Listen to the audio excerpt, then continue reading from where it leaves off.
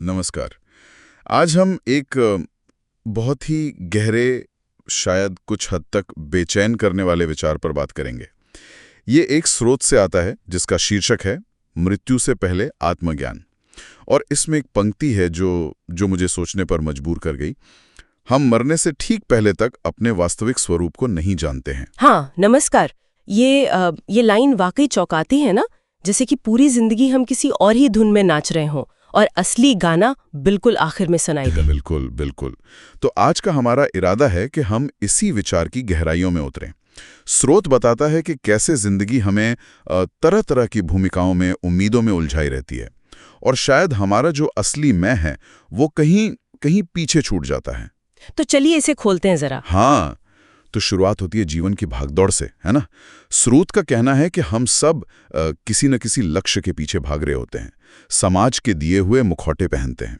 कभी छात्र, कभी दोस्त, कभी माता पिता, कभी कर्मचारी। और ये भूमिकाएं इतनी हावी हो जाती हैं कि शायद हम भूल ही जाते हैं कि इन मुखौटों के पीछे असल में कौन है। तो क्या स्रोत ये कहता है कि ये भूमिकाएं बुरी हैं क्योंकि समाज में रहने के लिए जरूरी भी तो लगती हैं? नहीं, स्रोत इन्हें अच्छा या बुरा नहीं कहता। वो बस इस बात पर जोर देता है कि ये परतें हैं जो हमारे असली स्वरूप को, हमारी असलियत को ढक लेती हैं। ये जरूरी हो सकती हैं समाज के लिए, बिल्कुल, पर सवाल ये है कि क्या हम इन भूमिकाओं में इतने खो जाते हैं कि खुद को पहचानना ही भूल जाते हैं। इन सब किरदारों के परे वो कौन है जो बस है। अच्छा, समझ रहा हूँ।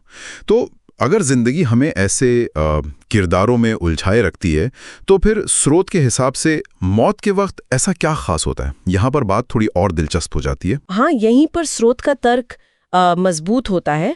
उसका मानना है कि मृत्यु का जो क्षण है वो पल है जब सारे मुखौटे, सारी उम्मीदें, सारी भूमिकाएं, वो सब अपने आप गिर जाती हैं। जब आप बिल्कुल किनारे पर होते हैं ना अस्तित्व के, तो कोई दिखावा करने की जरूरत नहीं बचती, कोई गुंजाइश ही नहीं रहती। मतलब एक तरह की जबरदस्ती वाली ईमानदारी, कोई ऑप्शन ही नहीं बचता। हाँ, कह सकते हैं, बिल्कुल। स्रोत के अनुसार उस आखिरी पल में सिर्फ कच्ची, बिना लाग लपेट वाली सच्चाई बचती है। कोई ध्यान भटकाने वाली चीज नहीं, कोई सामाजिक दबाव नहीं। और यही वो स्थिति है जहां आत्म साक्षात्कार, मतलब खुद को असल रूप में जानने की संभावना बनती है। एक ऐसी साफ दृष्टि जो शायद पूरी जिंदगी ना मिली हो। और इस आखिरी स्पष्टता में, इस साफ दृष्टि में हम देखते क्या हैं? क्या ये कोई खुशी का अनुभव होता है? स्रोत इस पर जोर देता है कि इस स्पष्टता में अक्सर वो चीजें सामने आती हैं जिन्हें हमने शायद जिंदगी भर नजरअंदाज किया हो। वो झूठ जो हमने खुद से बोले, वो सपने जो अधूरे छोड़ दिए, और शायद वो इंसान जो हम बन सकते थे पर बनने से डरते रहे। ओह, ये सुनने में तो काफी भारी, काफी पीड़ादायक सा लग रहा है। बिल्कुल बिल्कुल। और यहीं पर स्रोत एक बहुत ही मार्मिक बात कहता है कि ये स्पष्टता एक ही समय में दुखद भी है और सुंदर भी। दुखद इसलिए क्योंकि ये तब आती है जब वक्त खत्म हो चुका होता है, कुछ बदलने का मौका नहीं रहता। लेकिन सुंदर इसलिए क्योंकि ये शायद जीवन की सबसे सच्ची, सबसे गहरी और आखिरी समझ होती है, अपने आप से पूरी ईमानदारी का वो एक दुर्लभ क्षण। ये वाकई गहरा है, बहुत गहरा। और ये हमें स्रोत के एक और अहम सवाल की तरफ ले जाता है। सवाल ये कि क्या हम असल में जीते हैं, या हम सिर्फ मौजूद रहते हैं जब तक कि मौत आकर हमें हमारी असली हकीकत न दिखा दे। हाँ, ये सवाल ये हमें अपनी रोजमर्रा की जिंदगी को देखने का नजरिया बदलने पर मजबूर करता है। स्रोत इशारा करता है कि शायद जिसे हम जीना कहते हैं, नौकरी, परिवार, जिम्मेदारियां, वो बस एक तरह का अस्तित्व बनाए रखना है, भूमिकाएं निभाना है। और शायद सच्चा जीना, मतलब अपनी असलियत को पूरी तरह महसूस करना, वो तभी शुरू होता है जब हम अपनी नश्वरता, अपनी मौत की सच्चाई का सामना करते हैं।